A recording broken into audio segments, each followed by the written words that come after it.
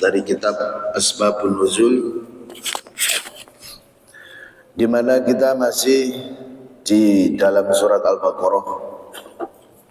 Ayat yang berikutnya yaitu ayat 62. A'udzu billahi minasyaitonir rajim.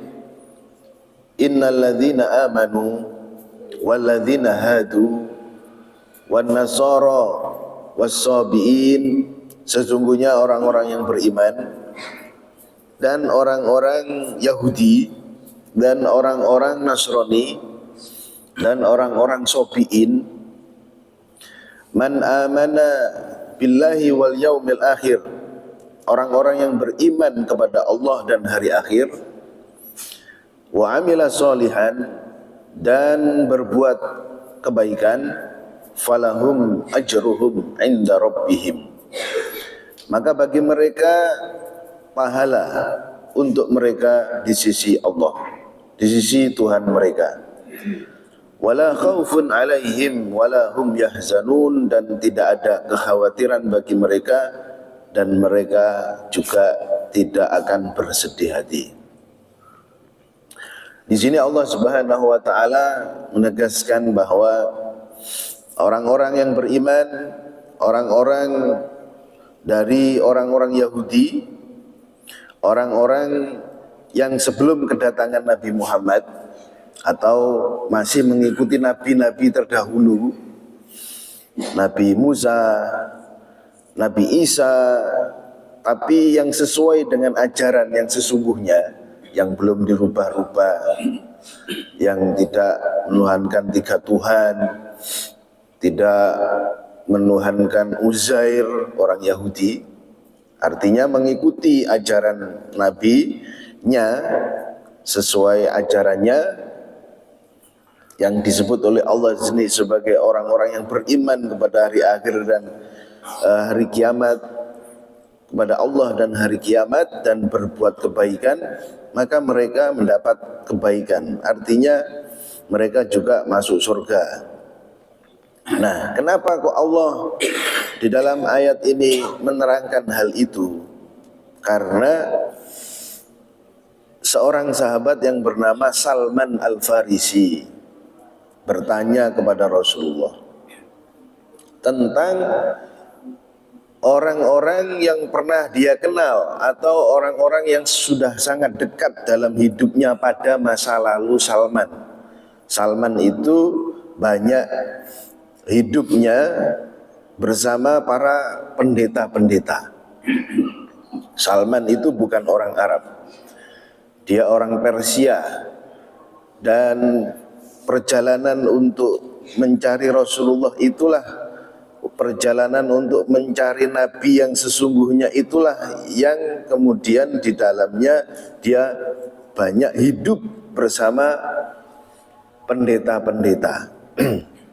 Nah, lalu Salman itu tanya, wahai Rasulullah, bagaimana dengan teman-teman saya pada masa lalu itu?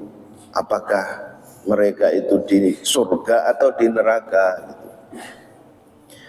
Lalu waktu itu katanya Rasulullah, mereka di neraka.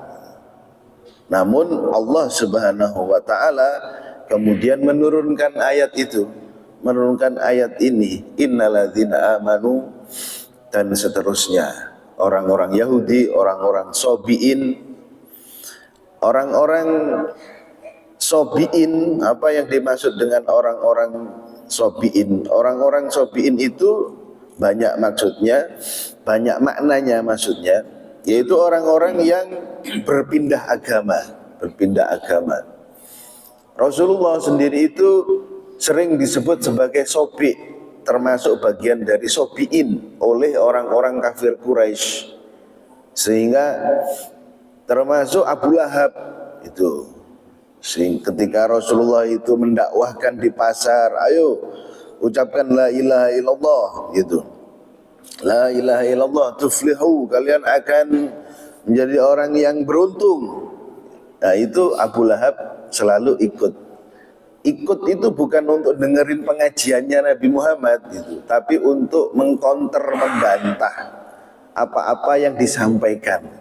Tapi ikut terus itu Abu Lahab. Ada orang model gitu itu. Jadi ikut pengajian terus, banyak diikuti pengajian, tapi bukan untuk mendapatkan ilmu, tapi untuk ngerusak pengajiannya itu.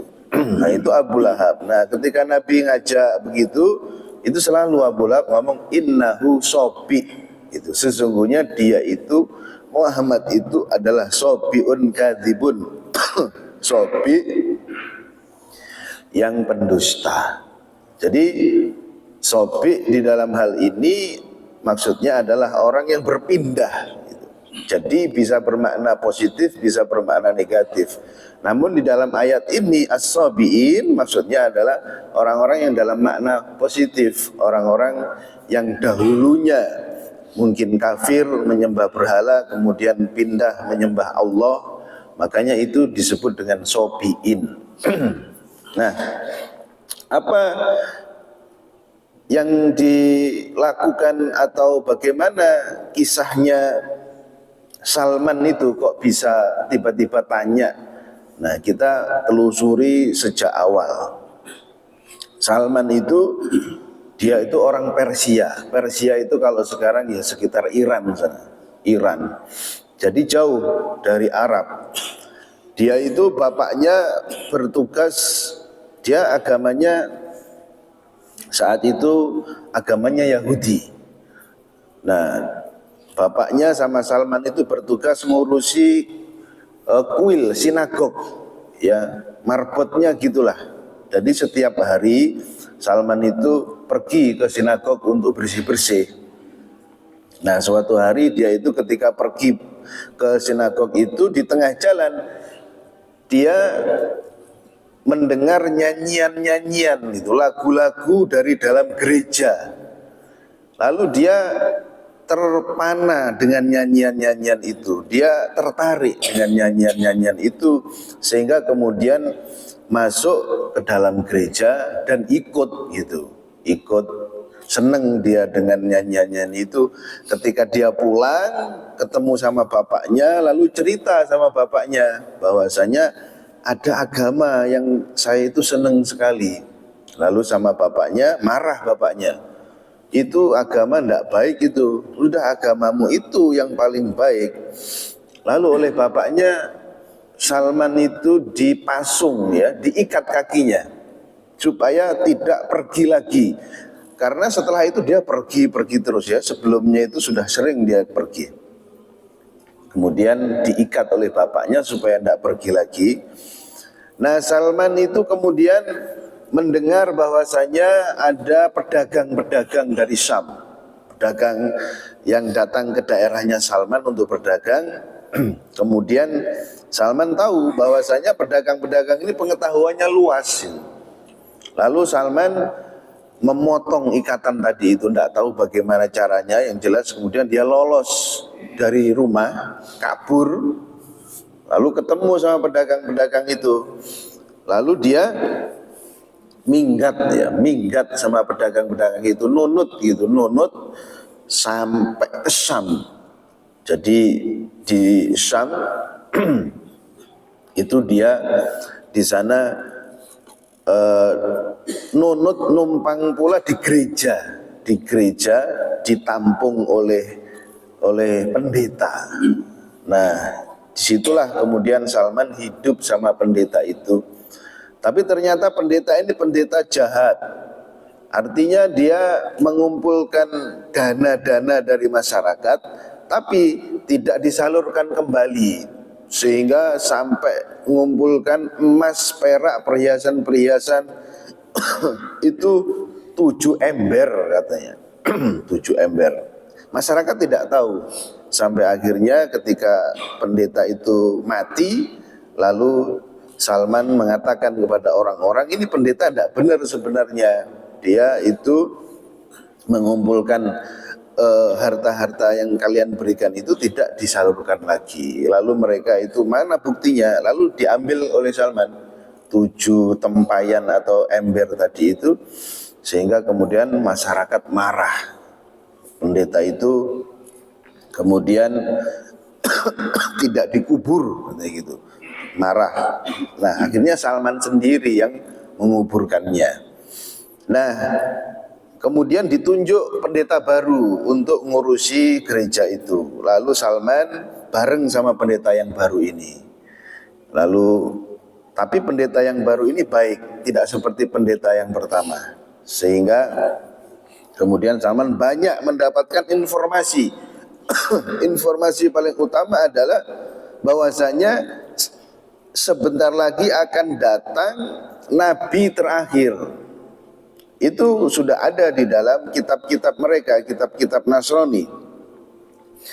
Nah, ini pendetanya juga sudah sangat tua. Lalu sebelum meninggal dunia namanya pendeta Mausil ya. Pendeta ini memberitahukan kepada Salman supaya dia ikut pendeta yang berikutnya.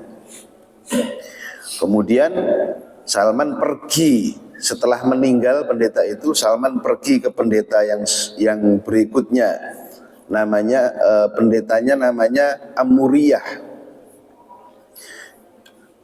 Uskup Amuriyah ya, pendeta Amuriyah di daerah Nasibin. Ini wilayah Roma, maksudnya jajahannya Roma gitu. Nah, di sana Salman ikut juga bantu-bantu pendeta sampai Salman akhirnya kan punya sedikit penghasilan, dikumpulkan beli sapi, beli kambing sampai akhirnya pendeta ini mati juga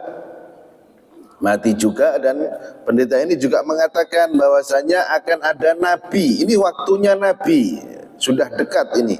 Nabi yang akan datang membawa agamanya Nabi Ibrahim, muncul di negeri Arab. Tempat hijrahnya itu antara dua daerah yang berbatu, Madinah maksudnya. Jadi Madinah itu kan dikepung batu-batuan gitu, sama batu-batuan sama lembah-lembah yang tidak bisa dilewati, sehingga hanya dari depan bisanya Madinah itu yang digali di dalam perang Khandaq. Nabi itu ada di dua daerah yang tumbuh kurma-kurma. Sampai sekarang Madinah itu terkenal dengan banyaknya pohon kurma. Kalau ke sana mesti banyak kurma itu di Madinah. Kalau di Mekah seperti tidak ada, tidak kelihatan. Di Madinah banyak. Nah, kemudian dia mempunyai tanda yang tidak bisa disembunyikan, tanda fisik dari Rasulullah. Nanti di antara dua tengkuk beliau, di antara dua pundak beliau, di tengkuk beliau. Ia makan hadiah tapi tidak makan sedekah. Kemudian ya, kamu pergilah ke daerah itu, kamu akan ketemu sama Nabi. Ini sudah diterangkan oleh pendeta-pendeta yang diikuti oleh Salman. Ketika pendeta itu mati, meninggal dunia, maka Salman berniat kuat untuk pergi ke Arab. Bagaimana caranya? Maka dia menjual sapinya dan kambingnya. Bukan menjual, tapi sapi dan kambingnya itu diserahkan kepada pedagang supaya dia bisa ikut. Kalau saya boleh ikut, maka sapi sama kambing saya ini silahkan kalian ambil. Diterima oleh pedagang. Nah, dalam perjalanan jauh itu ternyata pedagang-pedagang ini atau kafilah dagang ini dirampok. Sehingga kemudian Salman ini ditangkap oleh perampok, dijual jadi budak. Subhanallah. Perjalanan hidupnya Salman itu sampai ketemu sama Rasulullah itu betul-betul berlika-liku dan penuh dengan perjuangan. Dijual di pasar budak akhirnya oleh perampok tadi itu. Nah, dijual dia di Madinah gitu, di pasar Madinah, di pasar budak, di Arab sudah, tapi akhirnya nyampe Arab juga, dijual dan kemudian dibeli oleh dua orang yang mempunyai kebun kurma, Kemudian suatu saat ketika Salman itu masih di atas pohon kurma, ya kerja, itu tuannya di bawah pohon. itu ngomong-ngomong sama sepupunya, sama saudaranya. Kafir Mas Yan. Nah Salman dengerin dari atas pohon. Mereka itu bilang, sekarang ini apa kabarnya ada orang ngaku nabi gitu, ngaku nabi. Sekarang ini di Kuba gitu. Orangnya ini dari Mekah. Nah, Salman itu tidak menyadari kalau daerahnya itulah sebenarnya adalah daerah yang sudah sangat dekat dengan apa yang disebutkan oleh para pendeta-pendeta tadi itu. Nah, ketika Salman mendengar itu, ada nabi, orang ngaku nabi, sekarang istirahat di Kuba. Kenapa kok Nabi istirahat di Kuba? Hijrah dari Mekah ke Madinah. Yang kita tahu beliau kemudian singgah di Kuba, lalu mendirikan masjid. Nah, itulah yang dijadikan bahan pembicaraan oleh tuannya. Nah, Salman itu kaget luar biasa, sampai katanya dia mau jatuh gitu dari atas pohon. Maka ketika mendengar itu, dia langsung ketika sudah longgar waktunya, dia ke Kuba untuk bertemu dengan Rasulullah Shallallahu Alaihi Wasallam. Dan ketika di sana, Salman itu sambil membawa kurma dan roti, gitu ya. Kemudian mendekat kepada Nabi, karena belum yakin ini Nabi apa bukan ini, benar apa Nabi atau tidak. Itu Salman tidak yakin, maka dia tes dulu. Dites, dikasih roti sama kurma. Katanya Salman, ini ada sedekah, sodakoh untukmu, gitu. Lalu Nabi ini diterima, tapi kemudian semuanya dikasihkan ke sahabat-sahabat. Makan, katanya Nabi Muhammad, kamu makan semuanya, gitu. Nah, Salman melihat itu, di dalam hatinya dia mengatakan tanda pertama, gitu. Ini tanda pertama, gitu. Kemudian setelah itu pulang Salman. Pulang, nah Nabi sudah ke Madinah. Maka ketika sudah beberapa hari, Salman ke Madinah akhirnya, ke Madinah dan membawa makanan sama kurma lagi. Kemudian diberikan kepada Nabi. Katanya Salman, saya lihat engkau itu tidak makan sedekah, gitu. Ini hadiah dari saya untukmu. Lalu diberikan kepada Nabi, dan oleh Nabi dimakan sedikit, kemudian juga diberikan kepada sahabat-sahabat. Jadi dimakan sama Nabi kalau hadiah itu. Salman dalam hatinya mengatakan ini tanda kedua, gitu. Lalu kemudian hari yang berikutnya itu Salman datang lagi. Saat itu Nabi Muhammad SAW dan para sahabat mengantarkan jenazah di Baqi', di kuburan Baqi'. Di sana duduk-duduk Nabi sama sahabat-sahabat. Dan Salman datang lagi, ini yang ketiga. Di situ Salman itu ingin melihat tanda kenabian yang ada di antara pundak Rasulullah. Lalu dia itu, bahasa Jawanya itu melepir-melepir gitu ya, melepir-melepir mau ke belakang Nabi gitu, melepir-melepir mau melihat pundaknya Nabi. Nabi ternyata sudah faham bahwasanya Salman itu akan lihat. Belum sampai Salman itu lihat, Nabi itu sudah, sini kamu, gitu. Kemudian dibukakan sendiri oleh Nabi, ini silahkan lihat, gitu. Salman melihat tanda kenabian di antara dua pundak Rasulullah SAW. Wallahu alam bagaimana bentuknya dan gambarnya bagaimana, tidak ada yang tahu. Seperti apa tanda kenabiannya itu. Sehingga kemudian Salman itu langsung menangis, menangis memeluk Rasulullah, memeluk Nabi. Ya tentu saja langsung masuk Islam saat itu juga. Itulah hasil dari perjalanan yang panjang. Itu bertahun-tahun. Ada yang mengatakan 5 tahun, 6 tahun, bahkan lebih. Sampai jadi budak, bayangkan. Awalnya dari Persia sampai ke Arab. Nah inilah terus kemudian yang membuat Salman itu bertanya kepada Rasulullah, bagaimana dengan teman-teman saya dulu Nabi, pendeta-pendeta tadi itu kan baik-baik semuanya. Sehingga ketika dibilang Nabi di neraka, itu Salman itu kayak gelap gitu katanya, saking sedihnya. Sehingga kemudian turun ayat itu, kemudian Salman menjadi cerah katanya, seperti ada gunung yang terangkat dari diriku.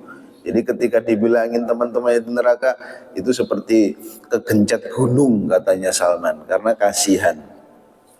Nah, inilah sebab turunnya ayat surat Al-Baqarah ayat 62 tadi, kisahnya Salman Al-Farisi dan kemudian sampai bertanya kepada Rasulullah. Semoga bermanfaat. Billahi taufiq wal hidayah. Assalamualaikum warahmatullahi wabarakatuh.